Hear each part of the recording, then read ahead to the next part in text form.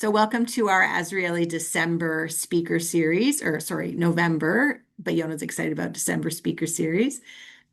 We have a very special guest today. Katie McDonald is going to be talking to us about issues around how we work with how we think about issues around research for folks with ID. And so some of the people on our team, Katie, so you know, focus their research on autistic people, and some of them don't have intellectual disabilities. Some people do work sort of in autism with or without intellectual disability, and some people do work just in intellectual disability. But all of us work with our research with our various what we call research ethics boards here in Canada.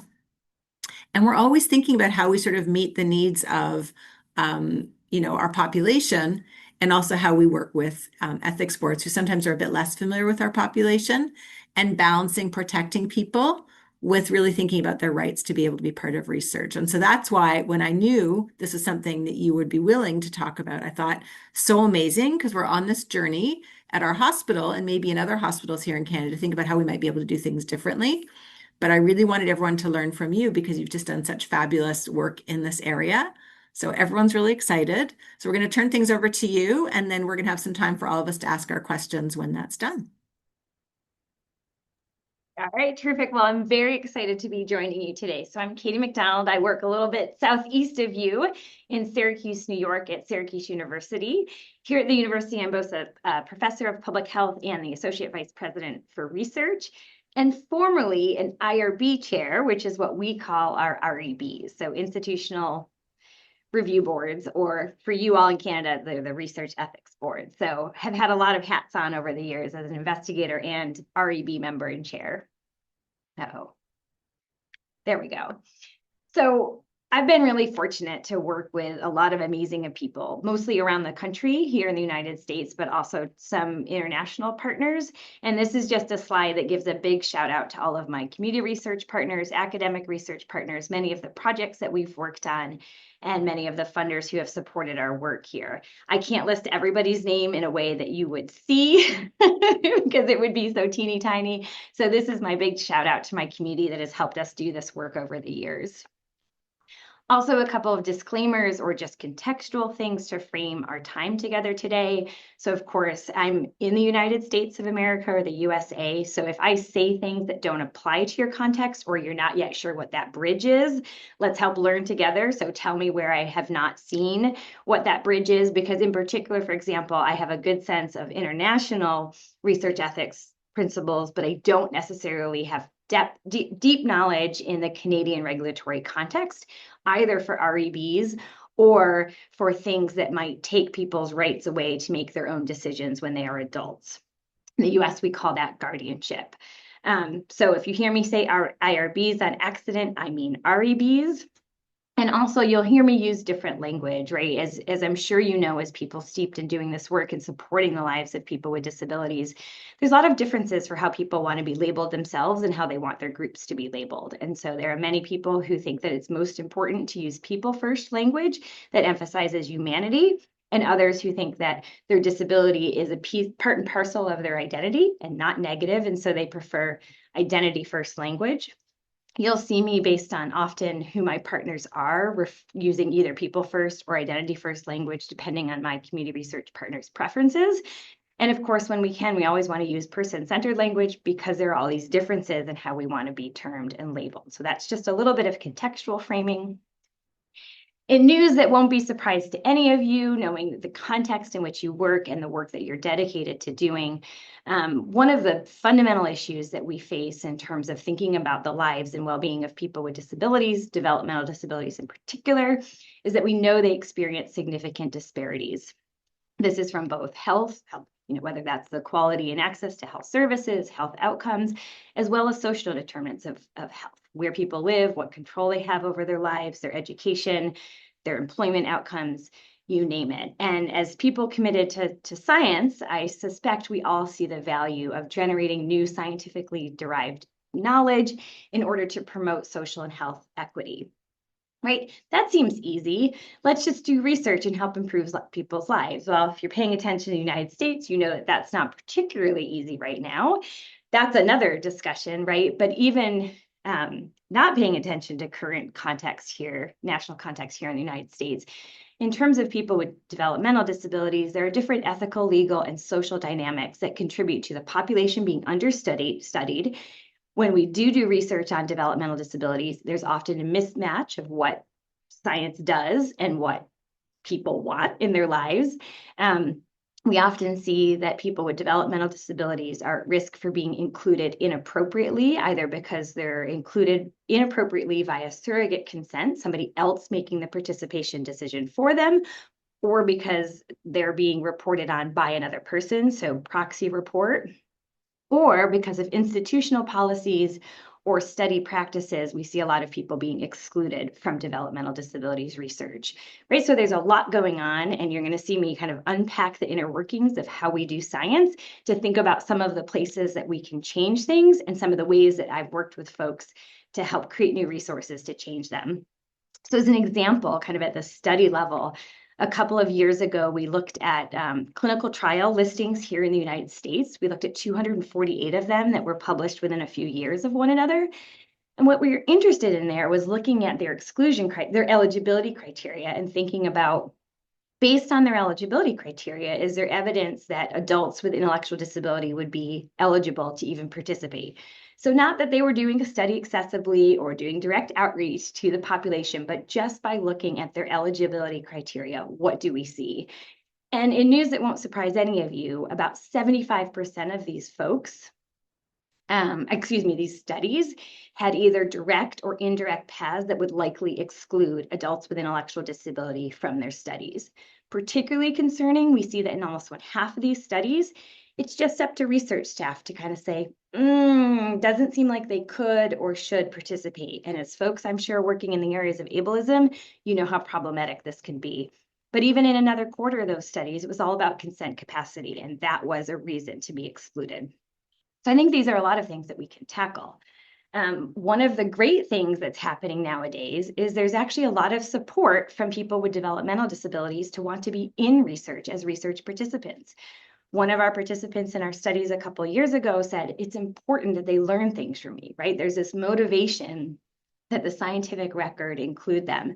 When we ask specifically about being in precision medicine research, which is a form of inquiry looking at the interaction between genes, lifestyle, and environment, and hopefully leading to tailored treatments, almost everybody wanted to be in precision medicine research themselves, thought that it should be done with folks with intellectual disability, and that it was just important to do this form of inquiry because they understood the type of health knowledge that would be generated by this form of inquiry and that it might be able to improve their lives and the lives of other people.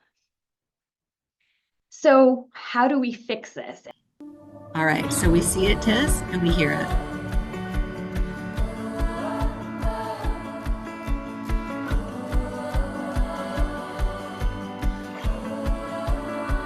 See us.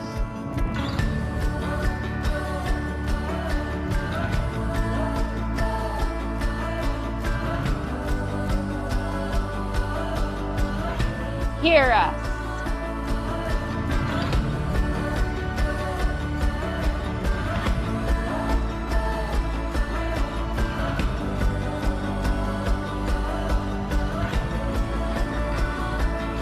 Include us. Respect us. All right, it's okay to stop it there.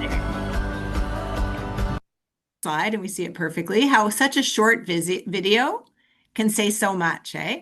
That's what we hope. What you saw in that video are several of my community research partners and actually one person who was hired talent. And that is exactly the message we're trying to convey, right? And so what I want to talk about today is two things. How do we think about promoting health equity through community engaged research and through responsible inclusion in research? And what I'm really going to share is some resources which can hopefully help us do that. So first, in terms of community engaged research, and this I use as a broad term, there are so many different ways to do participatory, inclusive research methods, right? And there's different theoretical frameworks and different underpinnings in terms of their historical antecedents and what happens in different disciplines. But at the end of the day, they're about community members and academics coming together to think about how do you plan, do, and share research. And of course, if you're doing community engaged research, the evidence shows that you're going to have higher quality, more impactful research.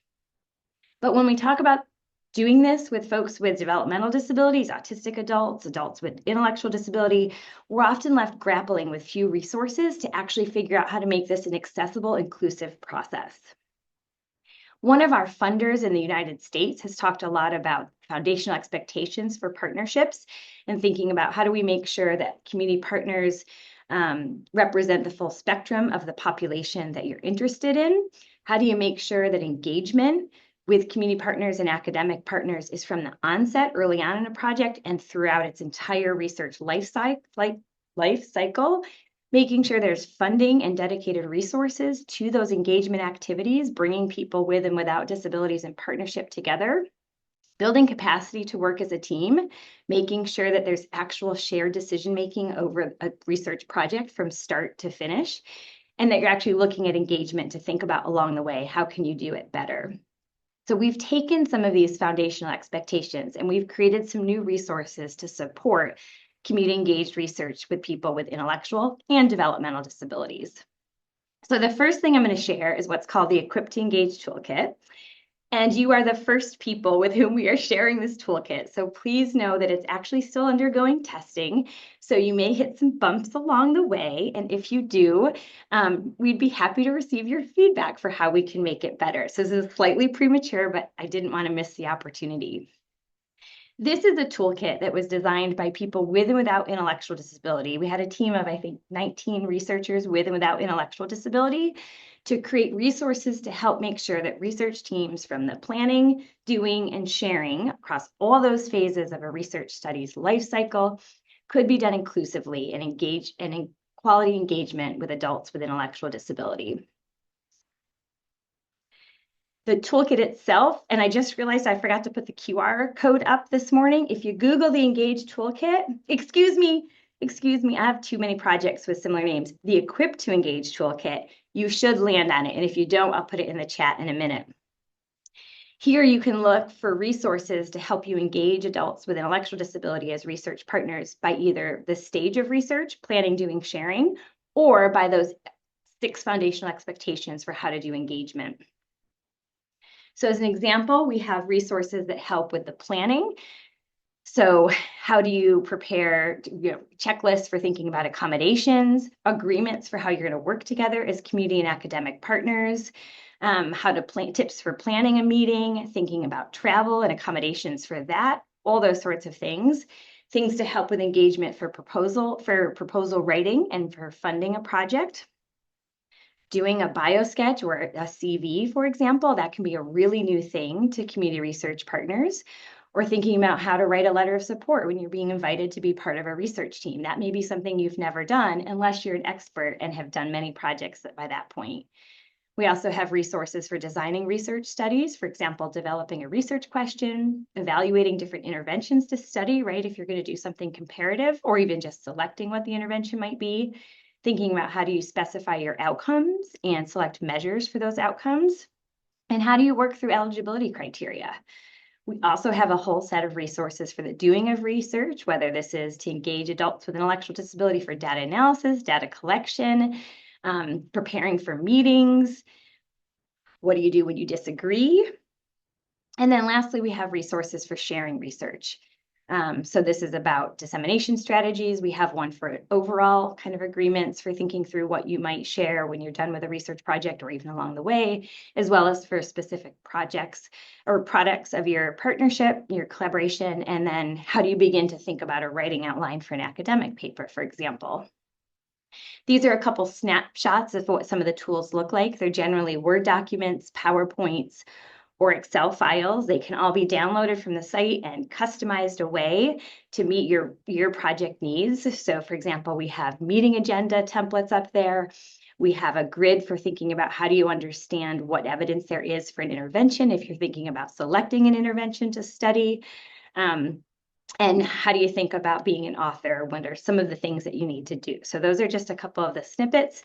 Did you find the toolkit? If you, or just remind me, I'll put the URL in the chat in a moment. So of course, if you're doing research, the word we use in the United States under our regulatory environment is that if you are engaged in what's called human subjects research, so this means involving access to identifiable data for research purposes, or interacting with participants who are giving you research information, you actually come under specific regulations, and this is where REB review comes up.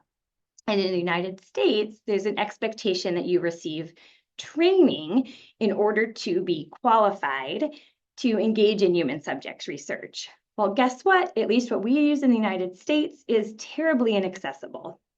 And so many of us have done a workaround for years, and it's been awful for our community research partners because the trainings that are available to learn about research ethics generally are not cognitively accessible, and they're not necessarily written to promote the type of learning that's most important for community research partners' roles and responsibilities, and the unique ethical issues that they may encounter through their roles.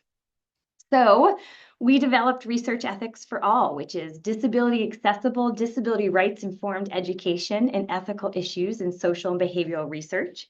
It helps community research partners understand their rights and their responsibilities related to the responsible conduct of research. And we created it via an academic community partnership, right? I didn't say it out loud, but you can guess a thread in my work is nothing about us without us. We do things in partnership together. To develop the actual training, we looked at what other programs did here in the United States in terms of what they taught. We look at the literature in particular to say, what are the ethical issues that researchers who are doing research with people with developmental disabilities are encountering? And then we had very inclusive, engaged processes to work with all sorts of folks with expertise, from adults with developmental disabilities who were community research partners to our REB members and to academic researchers to work in partnership to design Research Ethics for All. The training program has a whole host of accessibility features built in. You can access didactic learning through either closed caption videos or a written training, right? So you can either watch or read the training. We use plain language, we use images, there's a glossary of research words as a resource. There are a whole bunch of materials, whoopsie daisy, that are multimodal, that promote active learning and a lot of application to real life experiences so that community research partners can actually learn. And we work to reduce the cognitive load, memory demands, for example, and breaking down things that you need to learn and kind of the skills you need to develop. Right now, the curriculum goes from community engaged scientific research to the history of research with people and the rules in the United States. So asterisk future collaboration, if you ever want to develop this for Canada and we need to tweak it in some ways, there could be something we could do together. How do you get people involved in research? So this is recruitment and consent, keeping people safe. So this is risks and safeguards, and then also some community research partner rights. So the right to be safe as a research partner yourself, the right to authorship, things like that. The training, which is available right there in terms of the QR or the website, one of the advantages to it is it also leads to a certificate of completion. So then you have your training certificate to demonstrate to your REB that at least at the foundational level, you have received hopefully highly effective research ethics education. We're currently working to expand this.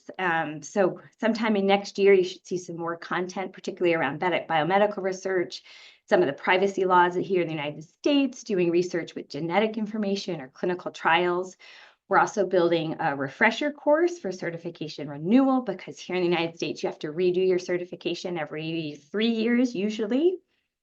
And we're also building a way to do the training if you don't require certification, but want to learn about research ethics so that if you're advising on research designs, for example, you have a good understanding of the ethical principles and how they would translate into different research protocols so that you can have effective guidance. So that's another one of our tools. So both of those are for supporting community engagement, right, in research. And the whole goal of community engaged research is to do research better, which means we include people with developmental disabilities directly in our scientific endeavors so that the knowledge base is inclusive of them and they can speak and be part of that record. So we've also been developing some new resources to think about how do we include adults with intellectual disability as research participants. So again, here, one of the things that won't surprise you is when you talk to adults with intellectual disability, they say that they want to make their own decisions. So we did a big survey with about 150 people a couple of years ago. Almost half of them said, I want to decide on my own. Another almost half said, I want to decide with support of a person of my choice. And for us in the United States, some people have had their legal rights removed to make important decisions in their lives. Even those people also emphasize that they want to be actively involved in decision-making about being in a study or not. A couple of our quotes from participants: when you get to a certain age, you have to make your own choices. You can't let someone else do it for you. I think asking other people's opinion is a good thing because, other people have different opinions, and it's good to go with other people's opinions sometimes because their opinion might be better than yours. You never know. So we've been translating those views through a community engaged research project to design the Engage Toolkit.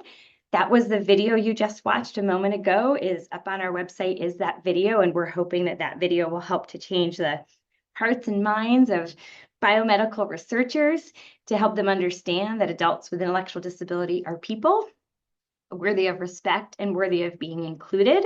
And then we are developing a toolkit to help give them the practical, action-oriented tools to help them do responsible inclusion with a focus on consent or agreeing to be a part of a research study so that they can better include adults with intellectual disability. You do not have access yet to this toolkit because this is still under development, but the toolkit link is there, and the QR code gets you there as well.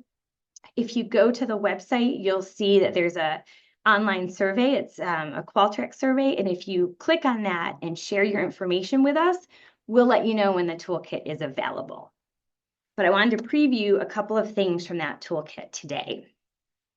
So we used community engaged research, survey of adults with intellectual disability, synthesis of knowledge on best practices in consent and accommodations to help people understand research participation information so they can make an informed decision. And we also did a legal analysis of law in the United States that might intersect with people's rights to make a research participation decision. And we brought all of this information together. And in the Engage Toolkit, you can do a couple of different things, or you will soon be able to do a couple of different things.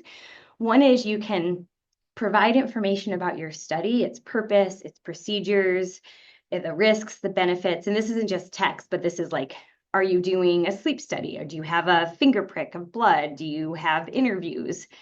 And the software on the website will then generate you a customized consent form that uses plain language and images to describe all the elements of your study that you said were happening, as well as a protocol for how to do consent with adults with intellectual disability in ways that presume competence, that foster accommodations for understanding, and normalize the idea that lots of us like to use support when we make important decisions in our lives. You'll also be able to access all sorts of tips for best practices and templates, as well as information on US federal regulations and state laws. So part of what we have in the United States is a whole patchwork of federal things, and then in particular, state laws that really govern this issue of the right to make participation decisions about being in research or not. So as I was saying, this toolkit is built around the ideas of presuming competency, building in accommodations and support for decision-making, and making sure that when we think about consent capacity, which is your ability to understand and reason about the information you're presented in a study and make an informed voluntary decision about being in it, making sure that those requirements for consent capacity are study specific. It's not based on a label. It's not based on where you live or your educational level, but it's really calibrated to the complexity of the decision you need to make for that single research study. And the idea being, I am not only a person with a disability, but I have a brain, I have a mind and I can think for myself. Don't look at me as a piece of furniture. As an example of one of the tools that we have, in addition to the highly accessible consent form, we have templates that can be used if somebody wants to use supported decision-making to make their research participation decision. So supported decision-making being a process where I choose if I want to use it. And if I do want support in making my decision, I choose who that person is, and the decision remains mine. I am not ceding that decision to another person. And so we actually have an article. So even before the website is available more widely, you will be able to access this template for using supported decision-making in a particular study and articulating an agreement with a potential participant if they would like to use supported decision-making through an article that's coming out soon, next month, maybe January, in the Journal of Law, Medicine, and Ethics, which is actually an entire special issue about supported decision-making and research participation. All right, it's about 12:30. This is my last slide. It's incredibly complex, but I want to show you a little bit. This is a take a deep breath moment, because I know I just went through a lot and I apologize. I tend to talk fast. I should have told you to interrupt me along the way. I didn't. So when we built this toolkit, as I was saying, we've had to work through all of this information, like what is best practice, what's legal, what are the laws in the United States or in a particular state, what is a best ethical practice. And we worked so hard to visualize sort of a decision-making tree. What does it look like when we think about people's rights to make their own research participation decisions? So I'm going to annotate this a little bit as we talk about it together, just to help guide us. So there are 3 different kinds of outcomes for when you approach thinking about the consent process with, for example, an adult with an intellectual disability. They may be able to have first-person consent with or without accommodations, right? So that they can understand the information and communicate effectively. Or they might be determined to either not have the legal right to make that research participation decision, or to not have the consent capacity to have understood the complex, important information about a study. And so they would need to be included through surrogate or proxy consent. In the United States, we call this a legally authorized representative. The idea being somebody else makes the decision for the person, although that person still retains the right to assent or dissent to the research study itself. Or a third option is if it's either legally outlawed or not allowed, or unethical or scientifically problematic to think about including people who require proxy or surrogate consent. Maybe you're excluding them from the study. So those are our outcomes. Where is my eraser? There we go. Okay, so we're going to start here with this question.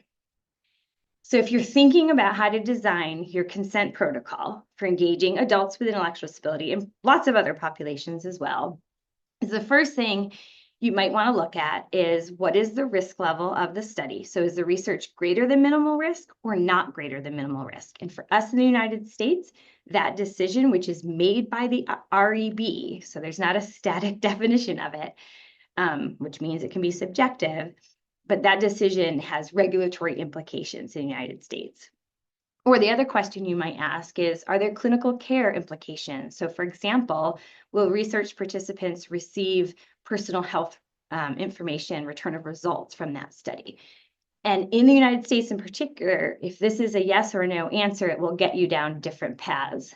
So if the answer is no, that it's not greater than minimal risk, or that it doesn't have clinical care implications, you might not need to engage with a lot of the legal questions. But first you would go to the question of, are there any consent capacity concerns? And this would be context specific, decision-making specific. So for some studies that don't bear very significant risks, it's often okay to just assume that people have competency and proceed, that they can make a decision without checking on it.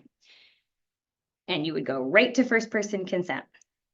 Other times you might say, they seem a little confused, or I don't know what might be going on. And so you might actually have some type of screening or assessment of whether that person meets study-specific consent capacity requirements. Okay. Now, another path, I'm going to talk it through more quickly because I think it'll make sense to you all, is in the United States, we ask, well, if it does have greater than minimal risk or it does have clinical care implications, then we begin to engage with some of the legal questions, such as does the person make their own healthcare decisions? Does the state law allow another person to make the research participation decision for them? Is there already an existing legal agreement in their lives that would indicate who that surrogate consent person should be?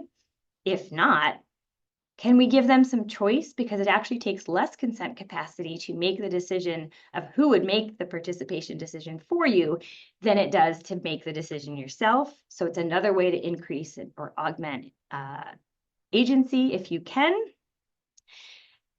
And that's a complicated part.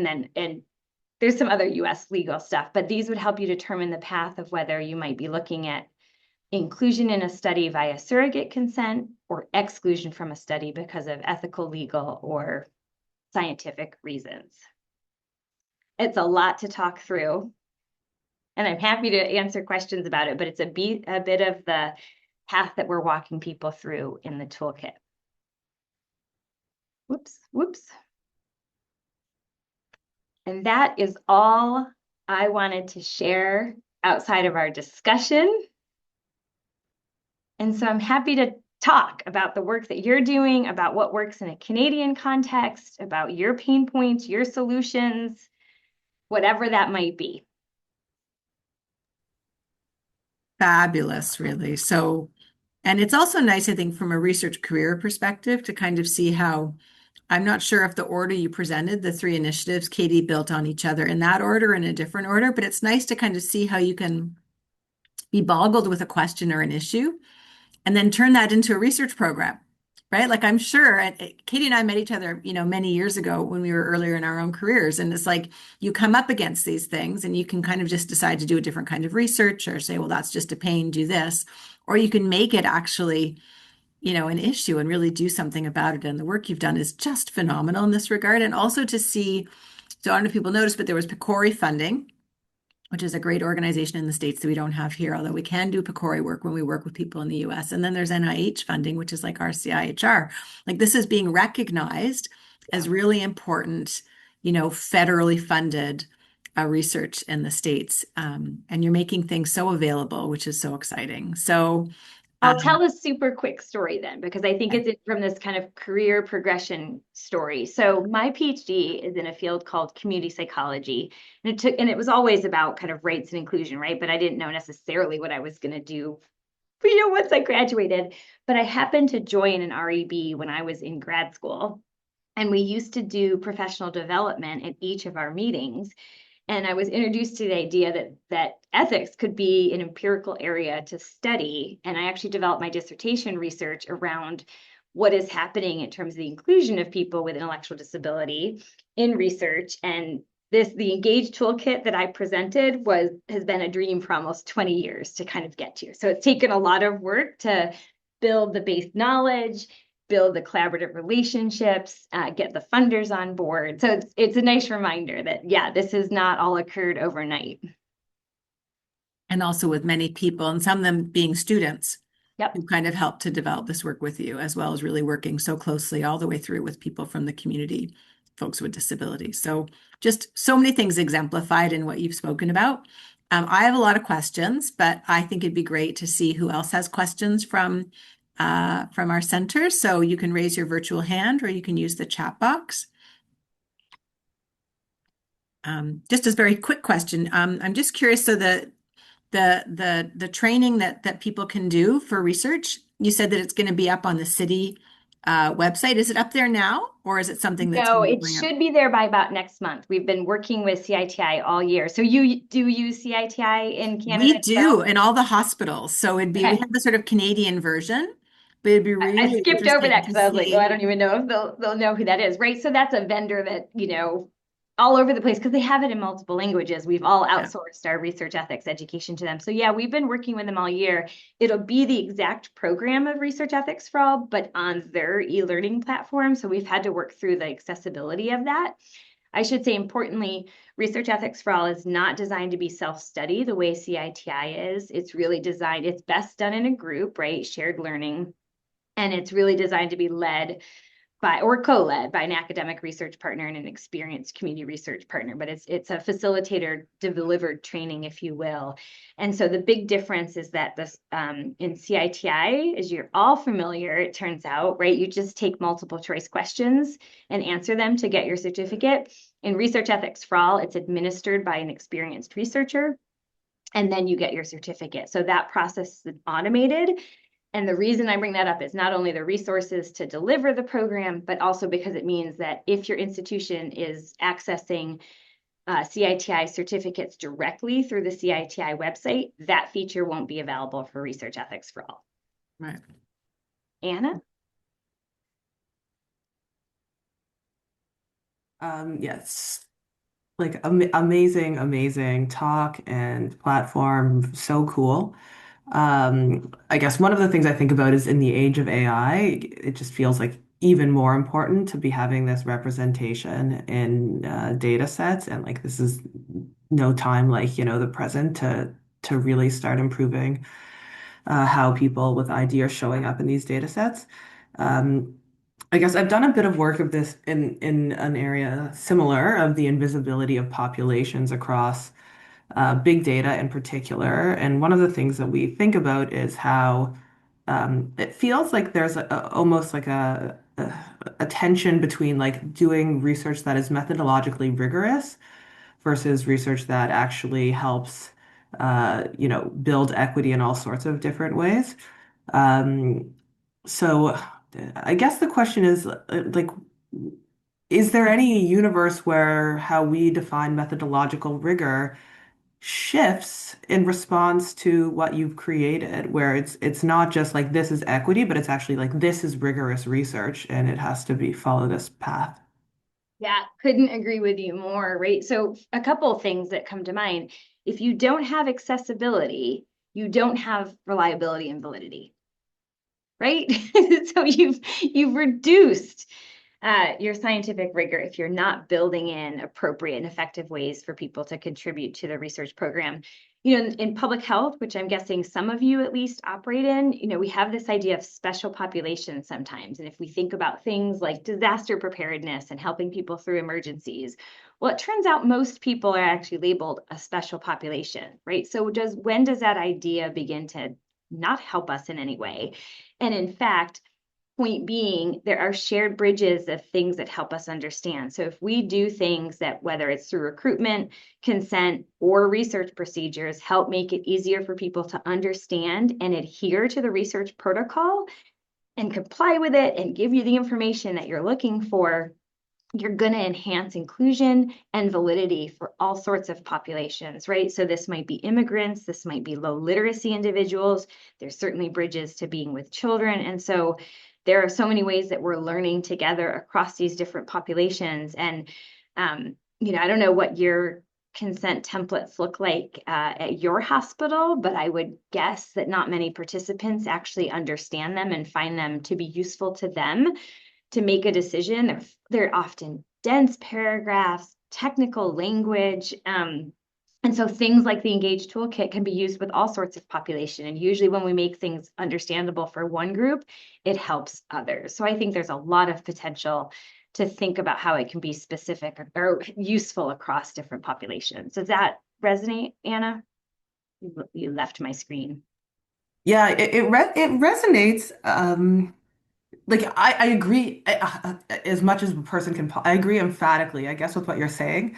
I don't know how to get other people to buy in. Like, because when you say that comment, accessibility builds reliability and validity. Like, yes, but I that's not. I wouldn't necessarily say that that's what is the growing, the common opinion, right? Yeah. Like, Yeah, and this is the great tension, right? And so the more evidence we can have to make that argument, right? Because scientists often respond to evidence. So in some fields, for example, you're able to show that when you include, for example, in the realm of intellectual disability, some genetic conditions, for example, are more resistant to some forms of cancer. What are the ways that the general population can learn from their inclusion and study therein? How can you demonstrate and look at psychometrics and outcome measures, for example, or adherence, attrition across a research study, right? So if you build in these kinds of things, does it actually promote higher quality work? The patient engagement literature and community engaged research literature has documented, pretty rigorously at this point. There's a lot of evidence to show that you're building trust, you're building understandability, you get higher rates of enrollment in research, which always decreases your bias, right? So there's just all these ways to build kind of empirically. It doesn't have to be an equity argument, even though I bet for all of us it is, but you can build an empirical argument to also help nudge in that way. There's a ton of work. If I knew the answer, I don't, but we're trying to have the conversations, create the resources, collect the data. I think, at least in the United States, we still have a lot of work we need to do with our REB members and REB offices. There were colleagues just did a study that they just released a month or two ago, and they looked at institutional policies around folks with questionable consent capacity. I think that was the title. And in the United States, we have decided not to write.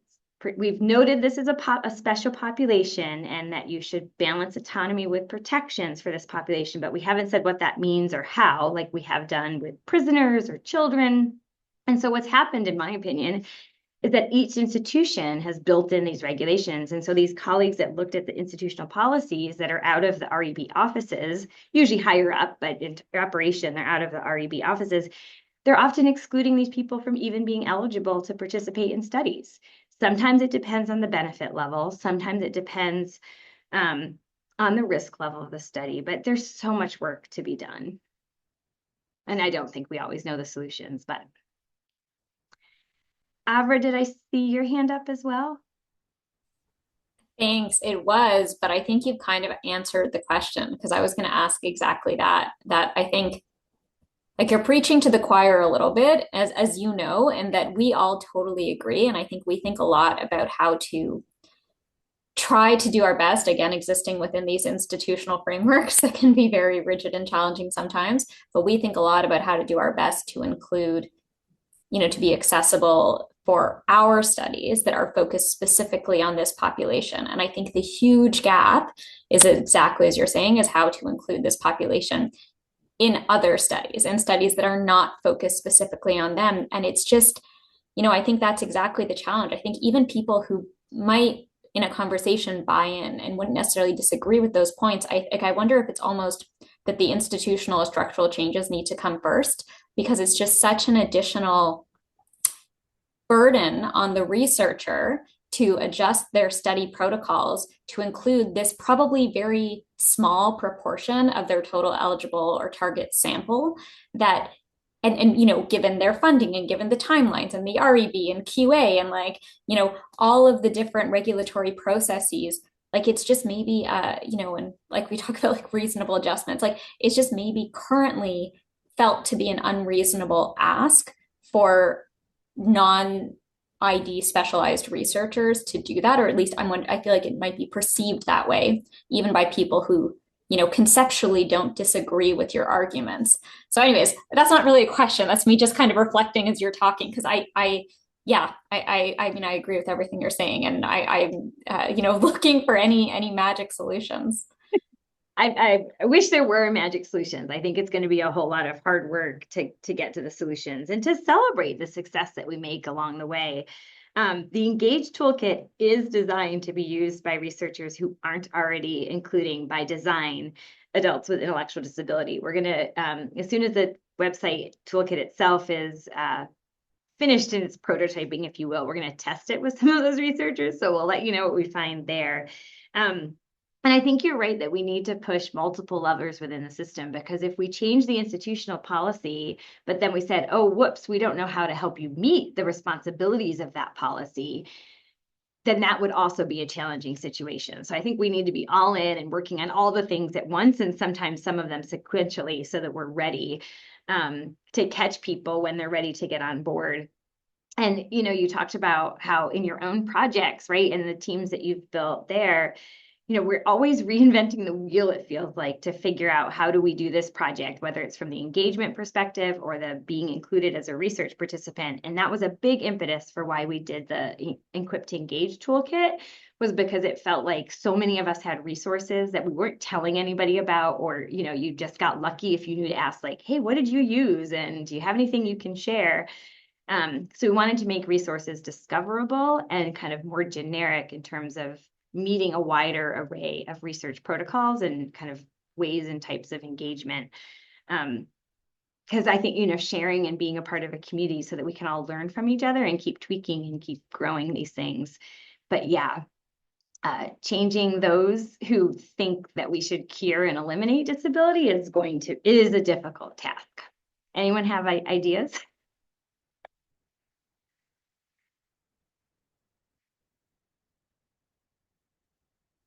Is it true we have an REB chair or member on the call with us? That's correct. What are your thoughts from your experience and perspective? Which topic would you like me to broach? Anything that's, noodling around in your head on I that. mean, from an institutional oversight, I can't really speak to what the institution wants.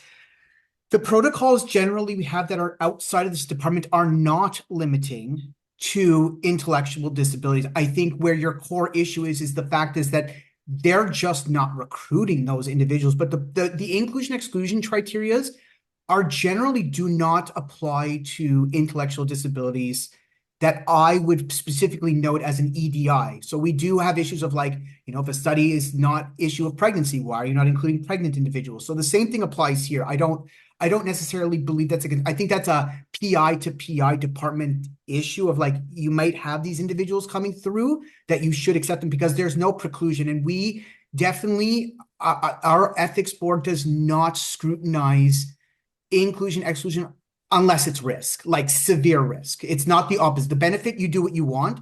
It's really at risk. I would agree our consent form is much to be desired.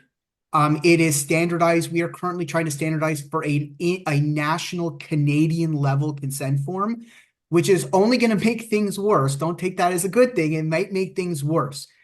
The difference is that we are always amenable to language and formatting change so long as it falls within the ballpark. And that is I make this comment a lot. It's like, we're not copy editors. So if you present something to us, you're presenting to us what you believe is the level of education and levels that you believe are adequate for your population. And I'm not going to scrutinize it unless it's like at a Latin level English. So I think that's also at the study team to kind of present us with what you want to see in your consent form, and we will work with you to make it meet the minimal criteria.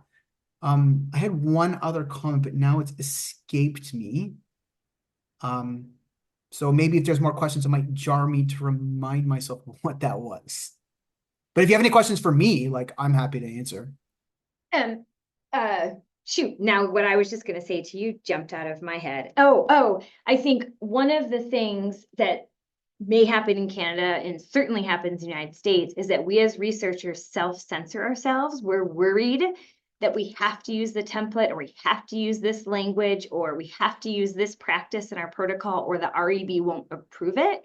And right, you just heard your colleague say, we want to learn from you, right? At its ideal, ethics approval should recognize the experience and expertise of the REB and researchers, right? We know our populations, we know what risks are, we know what inclusion looks like. And so I think that's really important. I'm going to just Yeah, that's correct. I mean, that's right in the sense of like, we understand, like, we have to, in our institution, because it's so multidisciplinary, we have to kind of create an overarching consent form.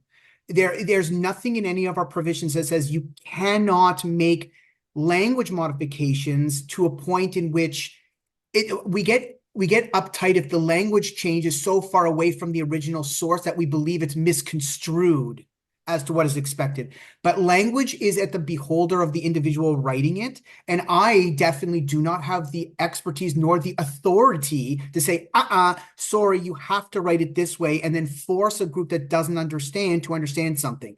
It's all about the give and take. And oftentimes, you're correct. We get responses saying like, well, it's in the template. I'm like, that's great, but you're also not a clinical trial. So why are you saying there are special provisions? Like there's also a logic in the right to say you use what is important to you and modify for language. Remember, we want it as low grade as possible. I now have a system that tells me the grade level in which the document is written. And oftentimes I'm seeing grade 10 and above, even in the most simple, I had an assent form that came in for another trial that was a grade 9. Like there is a sense of, you have to edit yourself. Yeah. So I know we've got a couple of questions. I'm just showing super quickly our sort of consent bank. So all the disclosures we have, plain language and associated images. It's not formatted for consumption because it's formatted for the software itself, but you can kind of see just how we break things down. And this was created first through community engagement. Then we did what's called a text complexity analysis, right? So as Noam was kind of saying, you can run things through and see grade levels. Those have shortcomings though, so there are some more things that you can do to look at semantics and hidden complexity. We then did cognitive interviews with adult with intellectual disability and all that process to try to get to consent disclosures that would be understandable. And we love pictures. Like we rarely see tables that have pictures. We don't need X's. Like we have a study in youth that use picture all the time. What is a blood draw? A picture. Those are phenomenal to supplement what could be considered a lesser detailed consent form. Like those are things that people don't even realize exist. But again, we go with what is presented to us because it's not my place to provide opinion because then I always get, well, you told me so and therefore, and which I will never do. Hannah? Yeah, I wanted to ask, so yeah, I'm the patient engagement coordinator here. So I coordinate our advisory and I think a lot about engagement in research and like people participating in research because my background is sociology and I've participated in research and I'm autistic and I was able to do that because like through applying to doing my master's and stuff. But I think it's really important to give people opportunities and to help people who might not be able to have as many opportunities to get into research to do that. So it's really exciting to hear about like doing an ethics course for people with intellectual disabilities and having the ability to do to help with data analysis and things like that. And I wanted to ask sort of how did you implement that and what kind of barriers did you face any barriers to like just the structure of how people can be able to do those things institutionally? Yeah. So, right, this gets back to the earlier question. Do you get institutions to change their policies or do you have the resource to catch them when they do change their policies? So in the United States, we've had to work with universities to get them to approve research ethics for all as an acceptable alternative to CITI training. We haven't hit too many barriers, which has been great, but sometimes we need to support researchers to know how to approach and work with their REBs on approving it as an acceptable training. So that's another piece of it. I didn't even actually touch on that. On the website, we have some material to help support with that. And Ariel and I, who led this, are happy to be problem solvers with any team that needs help with research ethics for all, whether that's getting the approval to use it or actually delivering it.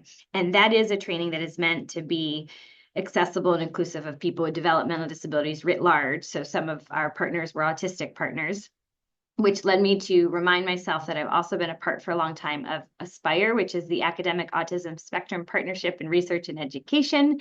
I just put the URL in the chat there. A lot of our publications talk about just how to do some of this inclusion of autistic people in research.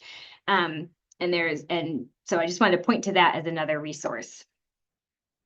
Anna?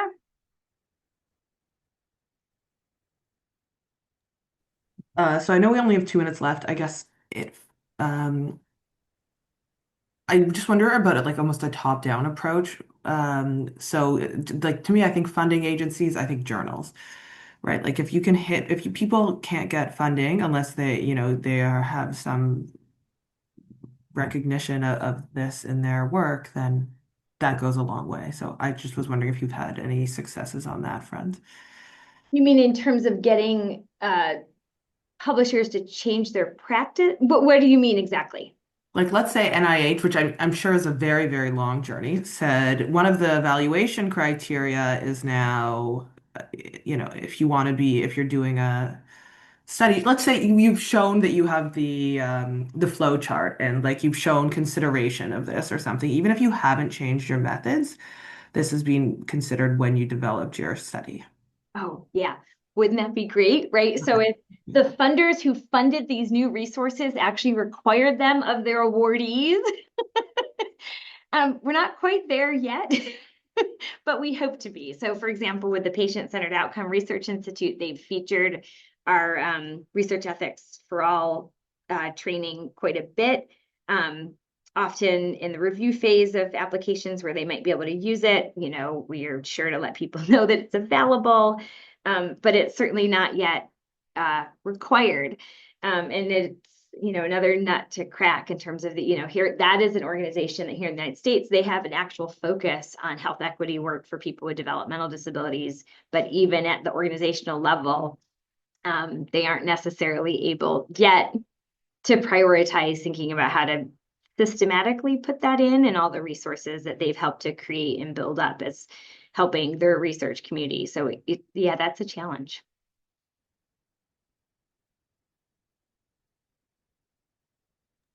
Okay, well, we have made it all the way to 1 o'clock. I think there's probably still more questions and a lot of excitement. I think people are quietly opening up the websites and looking at all the various resources.